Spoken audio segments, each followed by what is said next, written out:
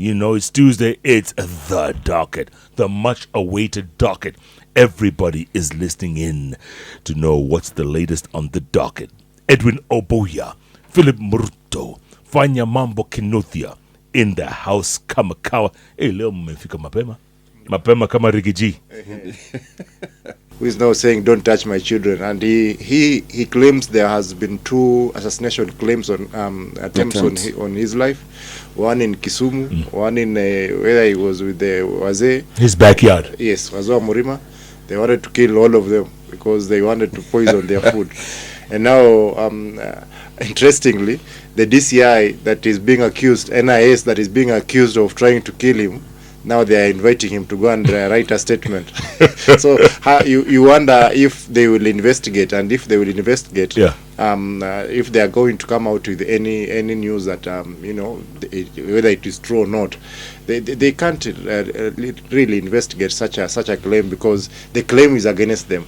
But I think that invitation letter was just to humiliate him, because if they wanted to a statement from Riggy, 2 or 3 investigators could have gone to his home and took the statement. But for you to ask a deputy president to go and write a statement at DCI, is just trying to humiliate him. And it's the same NIS that he humiliated. Remember in Mombasa? Yes. In that speech? I think he has a beef with Nuruddin Haji. he has a beef with Nuruddin Haji. Oh. But those are just drama, the hubris that we have come to expect in Kenyan politics. But from today, the battle is at Milimani law courts. This is a game of who. It depends with which lawyer you are talking to. We have those that are claiming IEBC has to have a hand in this for the process to continue. We have those that say we don't need the IEBC things the way they are done. But we wait to see who will carry the day. But as is expected, some instructions may, because we've seen that in the past, some instructions may be given out on how this should end, and therefore that is a place we would want to wait and see.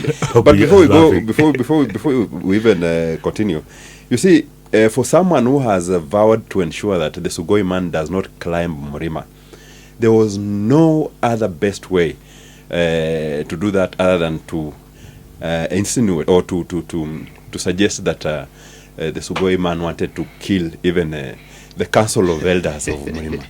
You can imagine what that can do if they believe that truly this man wanted to kill some Kikuyu Council of Elders. He chooses carefully places that these if they happened, we will find out about it.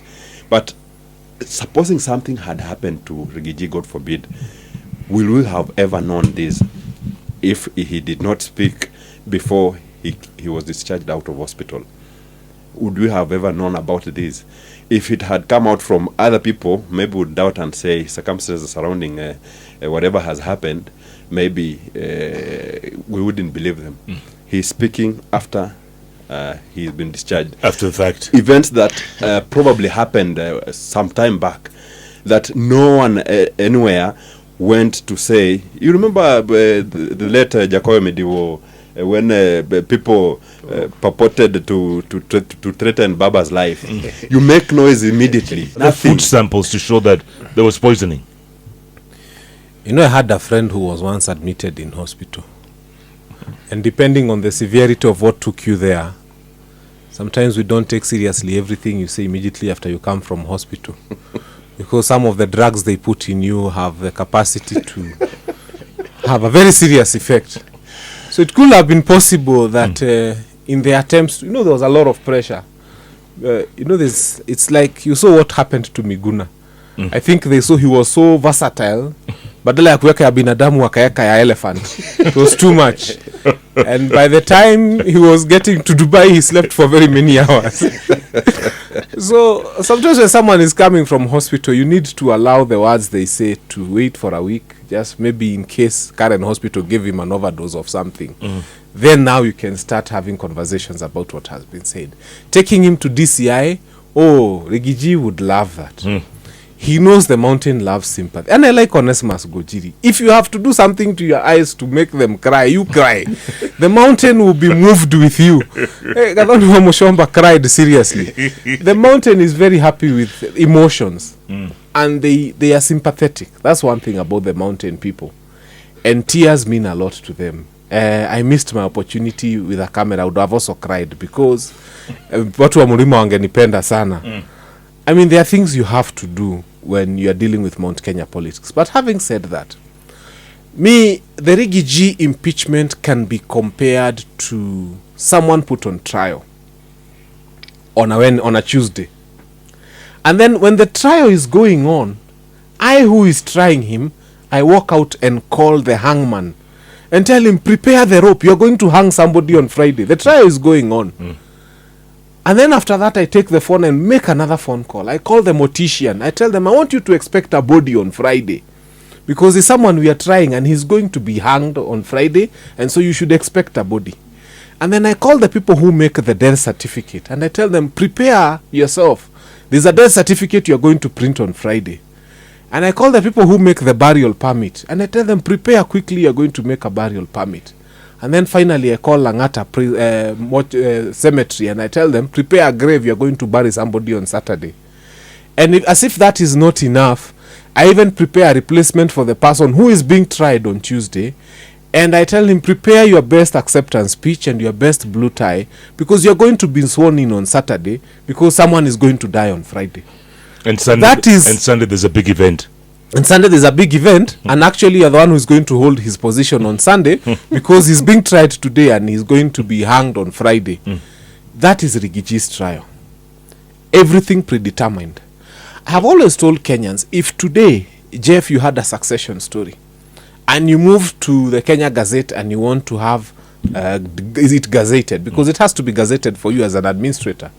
Kenyans wait for up to 60 days, sometimes even more, to just have their issue gazetted in the Kenya Gazette. But here's an impeachment that happens at 11 in the night, and at midnight the Kenya Gazette is ready. Efficiency. Here they are so efficient. We are so good at it. Yes. It is an impeachment that I must say I don't like Riggy G. In fact, he got us to this mess that is Kenya Kwanza. But I have to fight for his rights. Because you're to Murima enjoy his constitutional rights. No, because injustice to one person is injustice to every other person. Jeff, if you and I are not friends today, and tomorrow I find them infringing upon your rights, I will fight for your rights. Because if we allow this administration to say we can fight Riggy G because he's not liked by people, and we shall not follow the law because he's not liked by people, if we support that kind of thinking, what will happen is that injustice will be meted upon everybody. So the reason I'm sitting here and saying, I don't like Riggy G, I don't like the fact that he brought us here, but I also hate the fact that they are fighting his human rights. And so based on that, we are going to fight them for infringing on his rights. I just want us to be done with, alafu tuanze kupigana sasa na Ruto. Tumalize huyu, tuanze sasa ule driver. Because they have brought us where we are. And Riggy G saw this coming. And you know, people advised him, run. At times you need to run so that you fight another day. And he said he's a Mau, you know, grandson. Yes. He can't resign. But where does that now leave him? Because as of now, he can't vie for any elective position unless and until the court save him. Because, you know, and Ichungwa was advising him, hitting your head on the wall several times does not mean that you are courageous. It just means that you are stupid. and Riggy G should not have allowed this thing to reach where it has reached. At times it's good to retreat and then you attack when you are strong. Strategize. But you can't just be macho and say this is a Murima man, I'm grandson of Mau Mau, so I'm going full hog. And as of now, there are 36 cases in court. 36 cases, Jeff. I think it is doing a mutuse where you just enlist so many charges and you hope that one is going to stick. And so he has 36 cases, brought by several people. Anapatia Murutu 5,000, anaambia peleka ingine hapo, anapatia Jeff, depending with your price. And so as of now they are 36. So the main ones, the Kirugoya order was the one that stopped Kindiki from being sworn in. Kindiki would have been sworn in by now. On Saturday. On Saturday, sure. That was the plan. We were waking up, even we have been called to Peleke Obi uko Uhuru Gardens. The plans were ready. Moses Kuria had already, went there and see, so how the venue was. It was Moses Kuria is one of the most excited people with the Mulima man falling, and so Riggy saw this coming, and his only hope is that the courts are going to, even if they don't stop the swearing in of Kindiki, they just say that the process was flawed, so the whole process is null and void. You might not be the deputy president, but if they say that you are not impeached, then it makes it easier for you to vie for a political seat or to hold a public office. Yeah. But if they stick and say that you are impeached, then Riggy politically he will be done, because at his age also, to wait for 10 years to come and try again a political seat is not going to be an It's over. For Riggy, I think he has something he has to salvage. Like Obuya says, he has to make sure that he's relevant in the Kenyan politics. You cannot have been one-term MP, 2 years into deputy president, and then you're done. It can't just work for the truthful man. Yes. And therefore, he'll be working so hard to make sure that the courts lift that lead off him. And then what I'm suspecting may happen, if that is the case, of course, Kindiki is on standby. What Riggy will do then, after he has spoiled everything, now with these allegations and claims left, right, and center, there's no way, even if they said they can't swear in Kindiki, there's no way Riggy can work with Ruto again. So I'm suspecting after he's cleared his name and he's sure of a stab at whatever political position he may want in future, he will resign. That is my perception of it. That immediately after the courts clear him, because it is untenable. If they clear, if they clear him, because it is untenable to be in the same government with this assassinator. Yeah.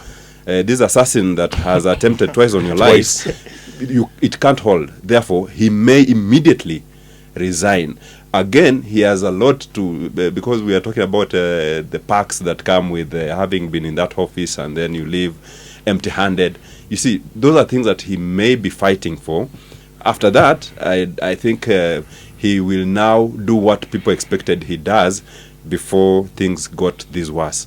Retreat, re-strategize, and now try to come back. I think, first and foremost, let's be fair to the law. Because I try as much as possible to avoid speaking as a lawyer, because Kenyans sometimes don't even want to hear that law.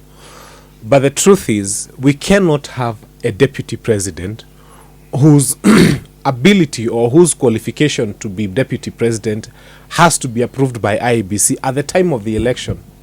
And then you come midway and have another one who does not fit the bill of being deputy president according to the qualifications they set by IEBC. One of them is that all other civil servants who are of sane mind had to resign 6 months to the elections. And all of them had to be members of political parties or independent candidates. Now we have a Kindiki who comes here and has been cabinet secretary for interior, and then the government wants to appoint him to become deputy president. The truth is IEBC has a role to play in the law. But there's no IEBC. And now we don't have IEBC. Whose bad manners is it? This government, this presidency. When you sometimes do something wrong to hurt others, they didn't want to have IEBC because it was expedient for them not to have it. Wacha wakule ujeuri yao. They should have put in place IEBC. Let them now feel the pinch. And I'm praying that the courts will stand firm. Judges, if you are listening to us, just go and say that IEBC has a role to play in the appointment of a deputy president. Go as parliament and constitute IEBC. We are sitting in a very bad place right now. Why does this country not have IEBC? And the constitution stipulates that Kenya is supposed to have IEBC. So go and constitute IEBC. Wait until they are sworn in and constituted for them to come and now approve the deputy president that you want. So we are not going to allow a situation whereby people come and just pee on the constitution. I know their plans reliably to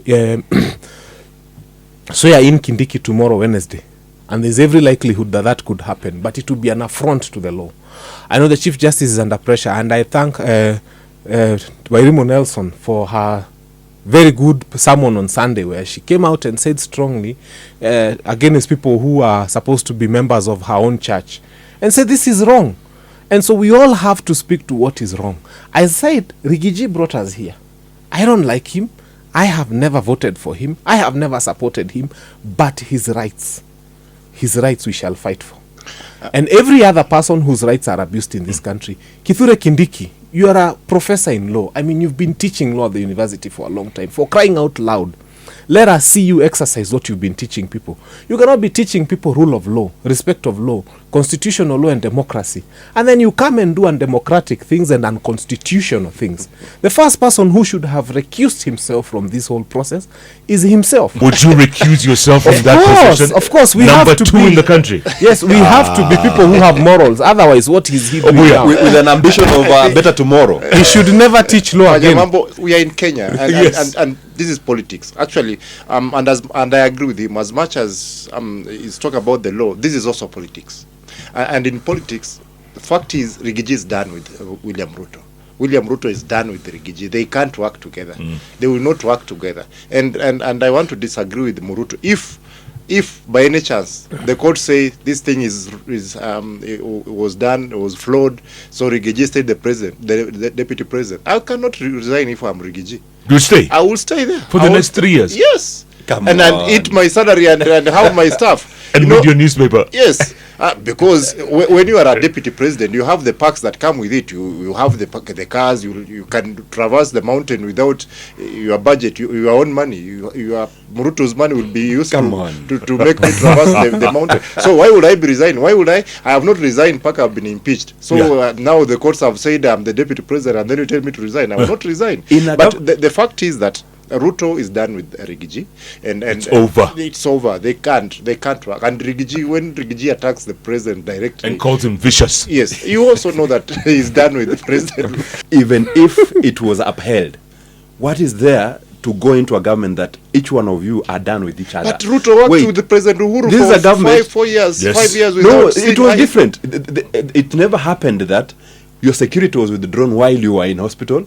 It was it never happened that your staff was sent packing while you're fighting for survival at the Senate and in hospital. All 106 of Yes, them. it has never happened. We never. And he had 10 deputy directors of communication. What? 10. What to 10? It's madness. If that's the office of the deputy president, what is about the happening in president? the office of the president? Because if you're having 10 deputy director of communication, then you have 4 deputies the same position. Yeah. And they still get it wrong. They never used to communicate. They were, I think, either they were not advising Riggy, Correct. or if they were advising, Riggy never took the advice, because the communication is the tongue that brought him where he is. Or they were scared to communicate. Then what are you doing? Your Maybe he just doesn't deputy listen. director. 10 directors. What? 10 deputy. And when you hear the president saying, austerity measures, we've known about the list because of what is happening Yes. to Riggy. How many are in That is an Mudavadi's- inner ring. How many are in Mudavadi's office? Why hire a very dumb person and then hire 7 advisors for them? Don't you just get a wise one, then you don't need advisors? It doesn't make sense. Just say that again. You hire the dumbest and then you get 7 or 10 advisors To for advise them. the dumb person. You hire the person who has got the least communication skills. Then you hire 10 deputy directors of communication to help them to communicate. Why don't you just look for one person who can communicate? And they do badly at it. So we Very don't- badly. And you Very know, badly. the people of Mlima are saying ati tuliwapatia mtoto wetu akiwa mzuri, mumemrudisha akiwa mgonjwa, na hata hamukwenda kumuona hospitali akiwa mgonjwa. There are some people who never liked Riggy. Yeah. There are some even who didn't know about Riggy. But because of what has afflicted him, there are others who are saying, like Fanyamambo is saying, the sympathy. You might not like him, you might not like the way of politics, but you're thinking, it doesn't deserve this. Because what they're accusing him all of them are doing. And Riggy said himself, I learned from my boss. They are all doing it. So why are you persecuting Riggy for doing the same things you guys do? And so he's gaining some sympathy, even beyond the mountain. He's gaining some sympathy. But by December, this man will be forgotten. It'll be history. He could be a content creator like Sonko. He could be. You never know. He could be on Twitter, daily trying to make content. But the mountain is a big constituency, and he seems to be entering in their hearts, to be communicating to their hearts directly. And when he comes out and says the president is vicious, president tried to kill my children, he is appealing to those people, and his only savior, his only grace will be that the courts find that the process was flawed. And even if he's not the deputy president, but it just makes it clear that Riggy was not impeached constitutionally. The threshold was not met. When that is said, it will give him the political wings to fly. He will now start traversing the mountain, knowing that he's going for a position in 2027. But if they say that the impeachment was okay, Riggy could be a content creator, because what else will he be gunning for? There's nothing. There are people who are mulling around Riggy right now for mileage. Uko mlimani. You may think you're done with Riggy, but his influence is to be tapped by those that are like vultures around him. Yes, Karugodanga, kina Wamushombaza, kina Kalonzos, kina Eugene. Tears. Yes, they would want to tap into that influence. Yes. They would want to tap into that influence. So I doubt that, and this is a man that has gone down very bitter. I doubt he will want to go sit pretty and just be forgotten, but he will be so busy ensuring that the Sugoi man and company find it so difficult to climb Mrima. He may or may not succeed, but he will give an attempt to that. You can bet. I think if the courts were to pronounce that he was not properly impeached, and these people went ahead and swore Kindiki in, there have been interesting plans to make Kimani Ichung'wah interior CS. And God is faithful, because we shall soon have IBC. I would tell Riggy, go and vie in Kikuyu and become the MP for Kikuyu. Yes, and then now you spite them in there, because you'll go there now and vie for Kikuyu and win and come back to parliament. As an MP? Yes, and as an MP. I mean, Saitoti and the others, they used to be DP. Then one day, Moi Kibaki was made Minister for Health from DP. He continued. Saitoti. I tell people, politics is like being in the savannah. And you look at the dick. If the lion chases this direction, it's still in the savannah. If you chase this, as long as you're within the political space, you can always come back to be whatever you want to be. And during the Moi time, what used to happen? You used to be cabinet minister. If you are dropped, cabinet ministers were MPs. You'd become an MP. So it's normal. It's nothing. Backbencher. Backbencher. Nothing out of the ordinary. However, I think the biggest battle is going to be at the courts. And me, from where I sit, I am only praying for justice to prevail. Because what we do not want is a situation where the president now gets to a point where he believes he controls everything. Because there were sayings that now after that he's done, he's coming to the judiciary, I don't know who will be made what. We want to make it difficult for the head of state to make autocratic decisions in this country. That's where Kenyans don't get. It's not that Fanyamambo has changed overnight and is now supporting Riggy. No, I am refusing to support a situation where we have one person who thinks they can come interfere with parliament, interfere with senate, interfere with judiciary, throw away the deputy president, fire everybody. We want to make it so difficult by following this constitution so that the rights of every other Kenyan are protected. Otherwise, we just say ni shida ya Riggy. Tomorrow when they come for you, Jeff, or Murutu, we shall say, sasa sini chance ya Jeff. But if we follow the law, if we push through the law, and that's why even after this, I'm going to Milimani. And after that, on Thursday, I also still want to be at Milimani. Because we are here to say, Riggy, we don't like you at all. We've never liked you. But your rights in the Constitution as enshrined, we shall fight to death for your rights. Kina Fanyamambo are very cunning. Depends with Fanyamambo will convince you to believe in a certain tell you this is what the law says, and they always say the law is very clear. I don't know why they say that, because the law is never clear. It's never clear. It's The never law is an ass. It's an ass. And they will tell you, a lawyer will come and tell you, the law is very clear. This Until is what it's not. article what says. Yeah. And then you go to listen to the second lawyer, and then you are now confused, because this one is properly convinced you properly paka ukaamini IBC should be involved, Right. and then you kutana na Kindiki, now the professor of law, and now tries to convince you that IBC is not As involved long as in- he's involved, it's not important. No, I'm just trying to say, lawyers they are very confused. You can never really say that what a lawyer says is what is the truth. Yeah. When we went to class 8, we were told that 7 minus 9 is not possible because 9 is bigger than 7. That's what we were taught. But when we went to Form 1, we found a number line. And we were taught about integers. And that's the first time we were introduced to negative numbers. After my law degree, the law was clear. And it was okay for a mere Bachelor of Laws degree holder to say the law is clear. When I started my master's in constitutional law, democracy and governance, we were taught that the law is never clear. So it matters at what level of Jeff, you'll interaction be with the more law confused. is someone. No, I'm just saying it's very simple. So if you get a lawyer who's just started their law degree, or these pedestrians who are interpreting our constitution every day, and they probably did become, then those ones will tell you the law is clear. But at master's level and beyond in law, the are law you is saying never about clear. Bob? That's all.